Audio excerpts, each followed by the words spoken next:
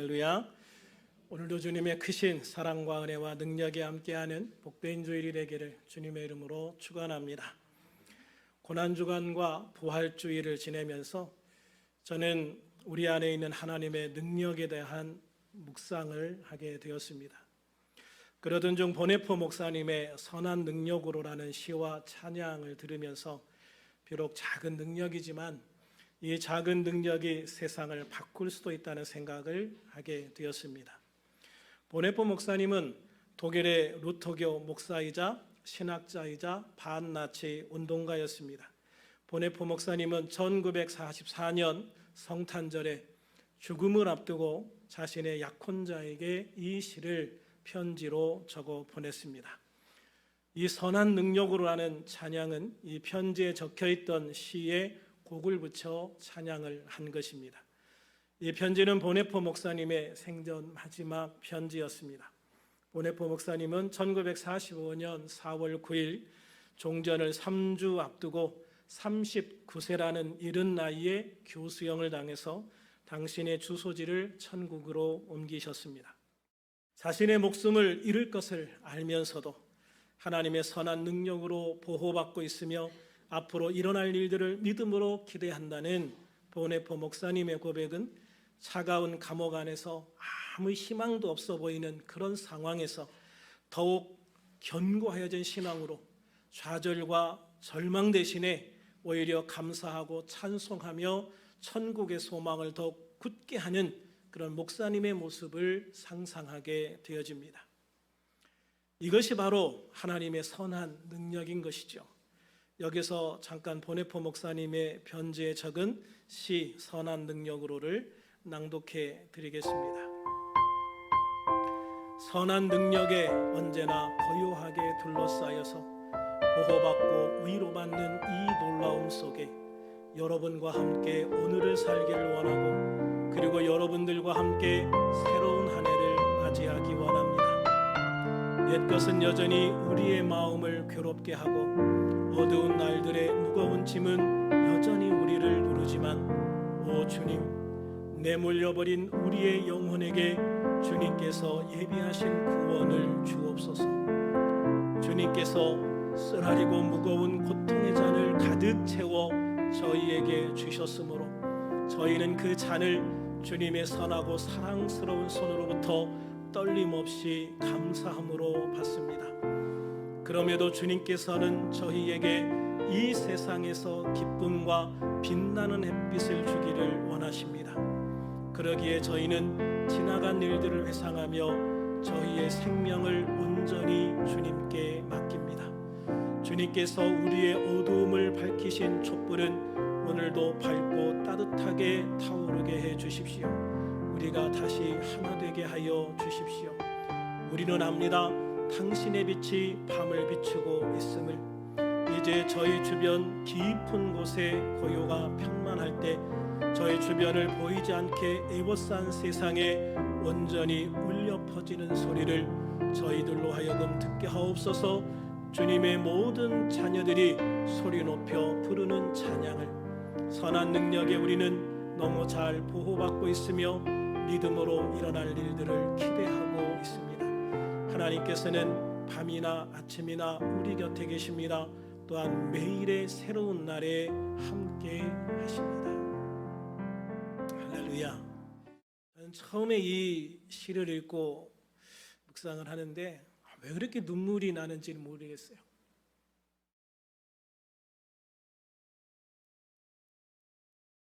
저는 이 시를 통해서 그 보네포 목사님의 그 마음이 와닿던 것 같아요. 비록 감옥에 갇혀 있지만, 비록 악한 무리에 의해서 사형 판결을 받아서 사형을 앞두고 있지만, 그럼에도 주님 안에서, 그럼에도 주님의 선하신 능력 안에서 얼마나 고요한 평안을 누리고 있는지를 보게 되는 것 같아요. 바로 이런 모습이 우리 주 예수 그리스도 안에서 구원의 기쁨을 가진, 부활의 소망을 가진 사람의 모습이 아닌가라는 생각을 합니다.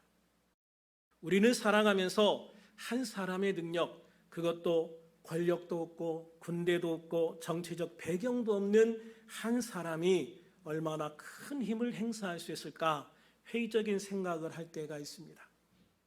그러나 우리 주 예수 그리스도 안에서 한 사람의 선한 능력이 세상을 변화시킬 수도 있음을 보게 되는 거예요. 그리고 역사 속에서 세세토록 영향력을 행사하는 것을 보게 되어집니다. 교회도 그렇습니다. 우리같이 작은 교회들이 뭘 할 수 있을까? 작은 교회를 다니는 성도들이 그런 생각을 가질 수 있어요. 그러나 여러분, 한 개인도 주님께 쓰임을 받으면 세상을 향해 큰 영향력을 미칠 수 있습니다. 하물며 교회가 비록 작은 교회라 할지라도 주님이 기뻐하시고 주님이 인정하시는 교회가 되면 분명히 세상에 선한 영향력을 줄 수 있는 아름다운 교회가 되어질 줄로 믿습니다. 저는 성경에서 그런 교회가 바로 빌라델비아 교회였다라고 생각을 합니다. 빌라델비아 교회는 주님으로부터 온전히 칭찬만을 받은 교회였죠. 요한계시록에 보면 세 종류의 교회들이 기록이 되어 있어요. 한 종류는 칭찬하신 다음에 뒤에 책망받는, 또 경고를 받는 그런 교회가 있고요. 또 한 종류는 오로지 칭찬 없이 책망만 받는 교회가 있고요. 세 번째로는 그런 와중에도 단 한마디의 책망이나 비판 없이 온전히 칭찬만 듣는 그런 교회가 있습니다. 칭찬만 받는 두 교회, 바로 빌라델비아 교회와 서머나 교회이죠. 그런데 이 빌라델비아 교회가 더 특별하게 제 마음에 다가오는 것은 본문 8절에서 말씀하고 있는 대로 작은 능력을 가지고서도 주님의 말을 지키며 주님의 이름을 배반하지 아니한 교회였기 때문입니다. 당시 빌라델비아라고 하는 도시는 그리스도인들이 유대교인들에 의해서 심각한 핍박을 받고 있었습니다. 그래서 9절에 보면 유대인을 사탄의 회당이라고 부르면서 비판하고 있죠. 그만큼 유대교에 의한 핍박이 극심했다라고 하는 것을 보여주고 있는 거예요. 당시 예수님을 믿는 그리스도인들은 유대교인들에 비해서 소수일 수밖에 없었습니다. 그들은 자신들이 십자가에 못 박아 죽인 예수가 부활했다라고 증거하는 그리스도인들을 그냥 둘 수가 없었죠. 왜냐하면 그들을 그냥 두면, 예수가 부활했다는 사람들을 그냥 놔두면 자신들의 사회적, 종교적 위치가 흔들릴 수밖에 없었기 때문입니다. 그래서 이들은 그리스도인들을 잡아 가두고 죽이는 일을 자신의 사명처럼 생각하고 행했습니다. 그렇기에 이 유대교회에 의한 핍박은 상상을 초월하는 강력한 핍박이었죠. 이 일로 인해서 그리스도인들은 날마다 많은 성도들이 죽임을 당하는 것을 눈으로 보아야만 했습니다.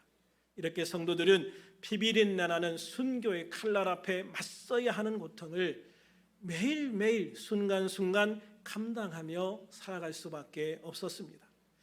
그럼에도 불구하고 빌라델비아 교회와 성도들은 함께 기도하며 이겨나갔습니다.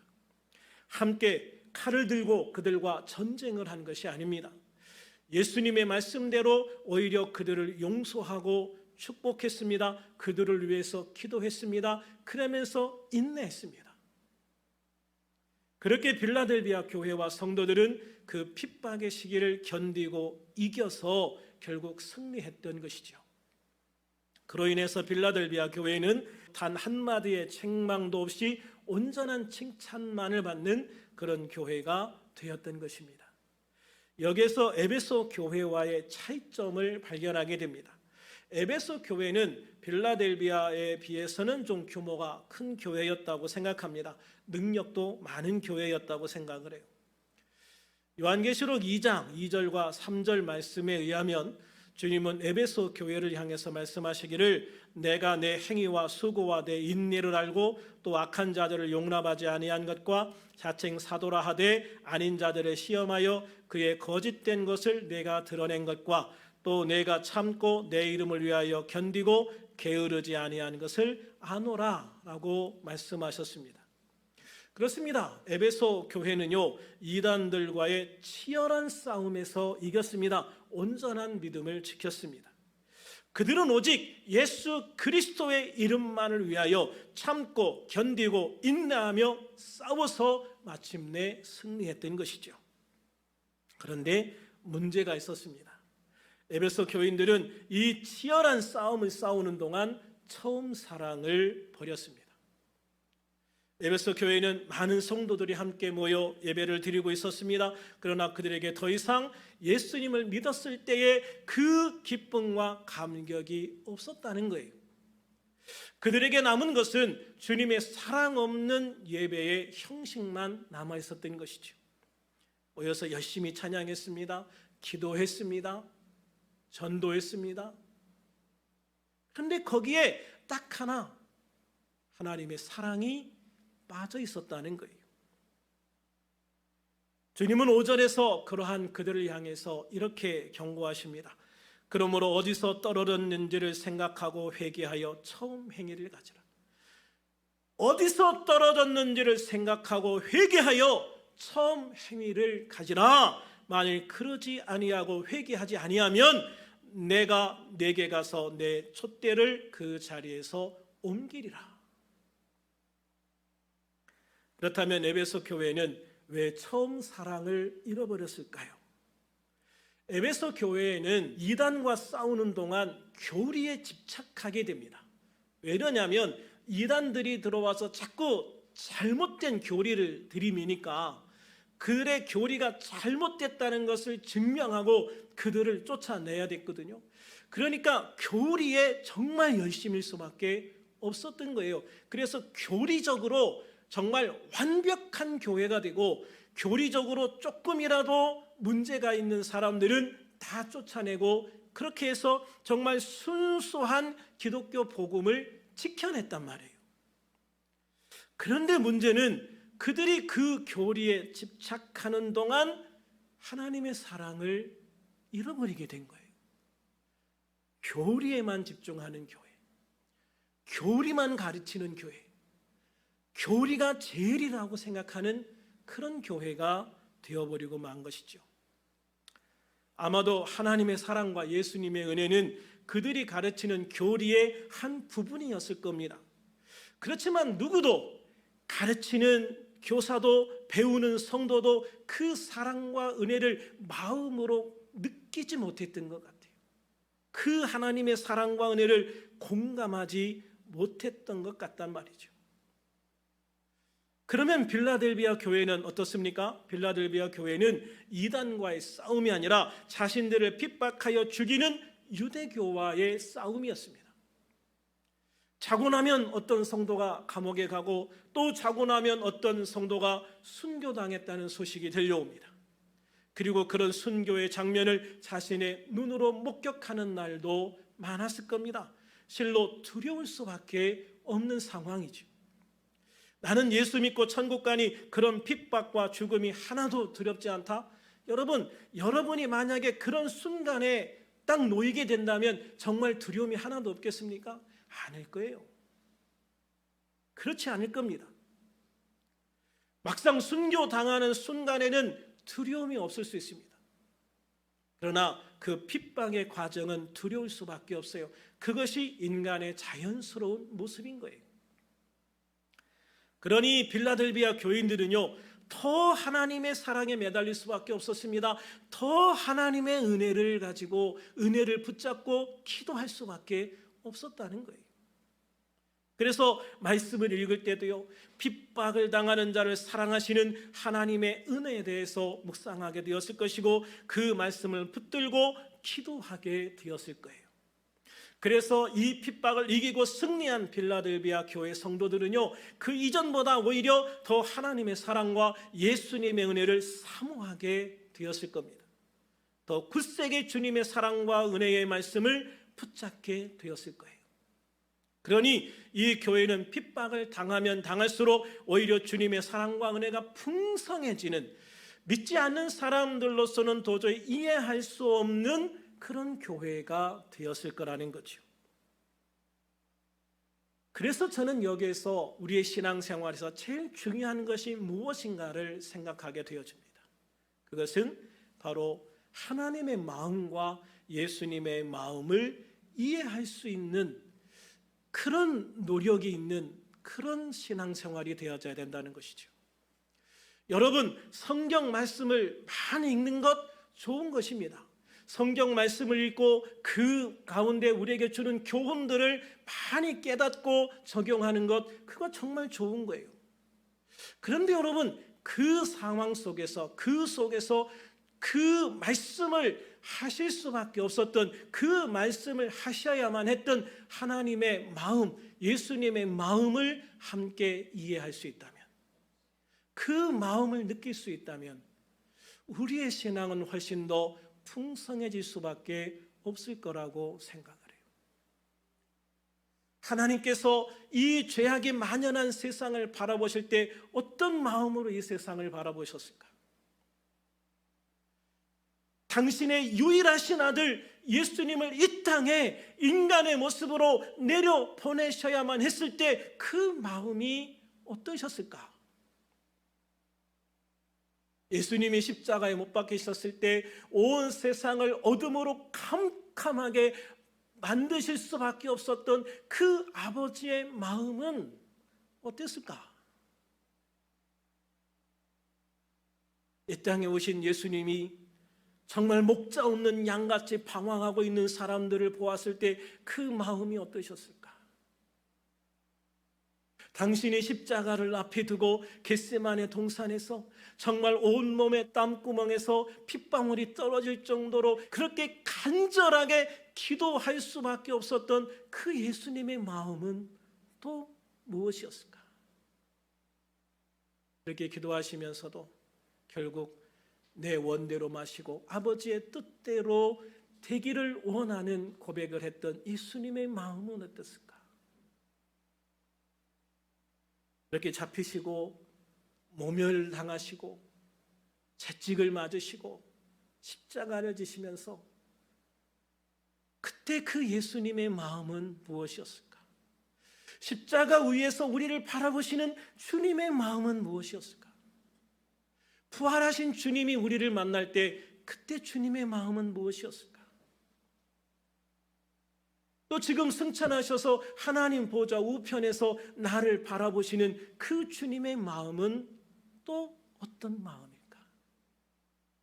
우리가 그렇게 하나님의 마음을 이해하려고 하고 예수님의 마음을 이해하려고 하다 보면 그 마음이 내 안에 같이 느껴지기를 소망한다면 우리의 삶은 많이 달라질 거라는 것이죠. 우리가 성경을 읽는 것도 많은 것이 달라질 거라는 거예요. 그래서 여러분, 성경을 통해서 단순히 지식만 얻었던 교회, 에베소 교회예요. 그러나 그 말씀을 통해서 정말 하나님의 마음과 예수님의 마음을 함께 느꼈던 교회, 그게 바로 빌라델비아 교회였던 것이죠. 여러분, 그렇다고 해서 교리를 무시하라는 이야기가 아니에요. 에베소 교회는 정말 그 교리를 소중하게 여겼습니다. 그거요 정말 중요한 거예요. 우리가 살아가면서 올바른 신앙의 기초를 가지고 이단에 빠지지 않고 온전한 믿음 생활을 하는 것, 그거 여러분 무엇보다 중요한 거예요. 그러나 그러한 신앙 위에 주님의 마음이 얹어진다면, 그 주님의 사랑을 느끼고 주님의 은혜를 느끼면서 신앙생활하는 그런 신앙생활이 된다면, 그리고 그 주님의 사랑과 은혜로 우리가 함께 나누고 사랑하고 아끼고 격려하고 세워주는 교회가 되어진다면, 그 사랑과 그 마음을 가지고 우리가 이웃을 위해서 주님의 사랑을 나눠줄 수 있는 그러한 성도가 된다면, 그런 교회가 되어진다면 우리의 삶은, 이 교회의 모습은 정말 더 풍성하고 아름다운 교회의 모습이 되어질 것이고, 바로 그런 우리 위에 주님은 놀라운 축복과 은혜를 더해 주실 것을 믿으시기를 바랍니다. 그래서 이런 빌라델비아 교회를 향해서 주님은 열린 문의 축복을 주시는 거예요. 열린 문의 축복. 본문 7절과 8절을 함께 읽어보겠습니다. 시작. 빌라델비아 교회의 사자에게 편지하라. 거룩하고 진실하사 다윗의 열쇠를 가지시니 곧 열면 닫을 사람이 없고 닫으면 열 사람이 없는 그가 이르시되 볼지어다 내가 내 앞에 열린 문을 두었으되 능히 닫을 사람이 없으리라. 내가 내 행위를 아노니 내가 작은 능력을 가지고서도 내 말을 지키며 내 이름을 배반하지 아니하였도다. 아멘. 할렐루야. 그렇습니다. 이 열린 문의 축복은요, 이들을 향해서 천국의 문이 활짝 열려 있다는 것을 말씀하시는 거예요. 천국의 열쇠를 가지신 분은 오직 예수 그리스도 한 분밖에 안 계십니다. 이 천국의 문은요, 예수님만이 열 수 있고 예수님만이 닫을 수 있어요. 그래서 예수님이 열어놓으면 누구도 닫을 수 없고 예수님이 닫아놓으면 누구도 열 수가 없어요. 그러니까 이 천국문을 열고 닫을 수 있는 권한을 가지신 분은 오직 예수 그리스도밖에 없다는 거예요. 그 예수님이 필라델비아 교회와 그 성도들을 향해 천국문을 활짝 열어놓으신 거예요. 그리고 말씀하시는 겁니다. 내가 너희를 위해서 이 천국문을 활짝 열어놓았으니 누구도 능히 닫을 사람이 없을 것이다 라고 분명하게 말씀하시는 거예요.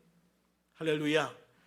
그렇습니다. 중요한 것은요, 이 필라델비아 교회와 그 성도들처럼 비록 작은 능력을 가졌지만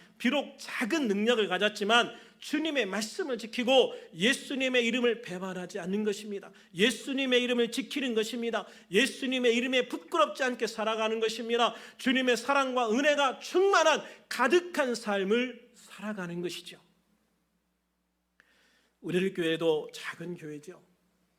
그러나 저는 우리들 교회가 작은 교회라 해서 부끄러워해 본 적은 한 번도 없습니다. 그렇다고 여기에서 만족하고 싶지는 않아요. 교회를 크게 부흥시키려는 것이 아닙니다. 필라델비아와 같이 작은 능력을 가지고 있지만 필라델비아 교회와 같이 작은 능력을 가지고 있지만 주님의 이름을 온전히 지키고 주님께 칭찬받는 교회가 되게 하려고 하는 작은 욕심이 제 안에 있어요. 필라델비아 데살로니가전서 1장 3절에 보면 사도 바울이 데살로니가 교회를 향해서 너의 믿음의 역사와 사랑의 수고와 우리 주 예수 그리스도에 대한 소망의 인내를 우리 하나님 아버지 앞에서 끊임없이 기억하고 있다라고 말씀하고 있어요. 그렇습니다. 우리 주님의 역사와 사랑의 수고와 우리 주님의 역사와 사랑의 수고와 우리 주 예수 그리스도에 대한 소망의 인내를 주님은 기억하시고 주님이 기억하시고 칭찬하시는 교회, 그런 교회가 우리들 교회가 되어지기를 소망합니다. 사랑하는 여러분, 필라델비아 교회와 성도를 칭찬하시는 주님의 칭찬이 우리를 향한 칭찬이 되어지기를 소망합니다. 지금까지 우리는 많은 어려움들이 있었습니다. 그러한 어려움들은 그러나 우리에게만 있는 건 아니죠. 세상의 모든 교회와 모든 성도들이 우리와 같은 어려움, 낙심의 순간, 고통의 순간들을 경험하고 살아갑니다. 중요한 건 이런 과정을 통해 이기는 교회가 있고 쓰러지는 교회가 있다는 것입니다. 이런 과정들을 통해서 이기는 성도가 있고 쓰러지는 성도가 있다는 것이죠. 그러므로 우리들은 쓰러지는 교회가 아니라 이기고 승리해서 다시 일어난 교회, 쓰러지는 것이 아니라 이기고 승리해서 다시 일어나는 성도, 주님께 온전히 칭찬만 받는 그런 교회와 성도들이 되어지기를 소망합니다. 필라델비아 교회처럼 우리들 교회를 향해서도 활짝 열린, 정말 이 활짝 열린 문의 축복이 함께하는 교회가 되어지기를 소망합니다. 그래서 주님 앞에 서는 그날 우리들 모두 주님의 칭찬과 상급을 받으면서 할렐루야 주님을 찬양하고 영광 돌릴 수 있는 그런 우리들이 다 되어질 수 있기를 다시 한번 우리 주 예수 그리스도의 이름으로 축원합니다.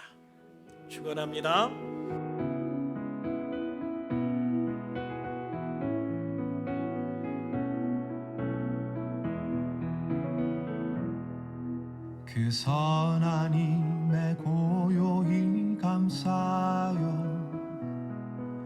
그 놀라운 평화를 누리며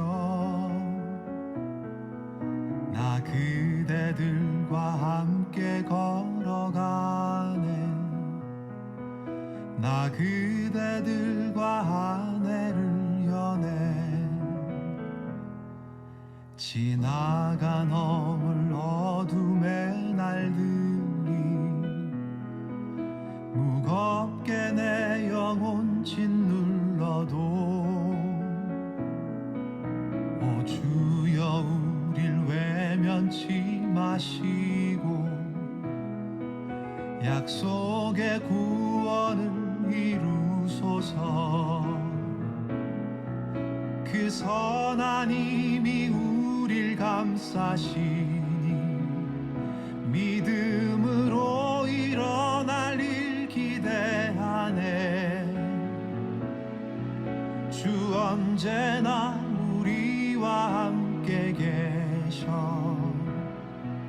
하루 또 하루가 늘 새로워. 주께서 밝히신 작은 촛불이 어둠을 헤치고 타오르네. 그 빛에 우리 모두 하나 되어 온 누리에 비추게 하소서. 그 선한 힘이 우릴 감싸시니 믿음으로 일어날 일 기대하네. 주 언제나 우리와 함께 계셔. 하루 또 하루가 늘 새로워. 이 고요함이 깊이 번져갈 때 저 가슴 벅찬 노래 들리네. 다시 하나가 되게 이끄소서. 당신의 빛이 빛나는 이 밤 그 선한 힘이 우릴 감싸시니 믿음으로 일어날 일 기대하네. 주 언제나 우리와 함께 계셔. 하루 또 하루가 늘 새로워.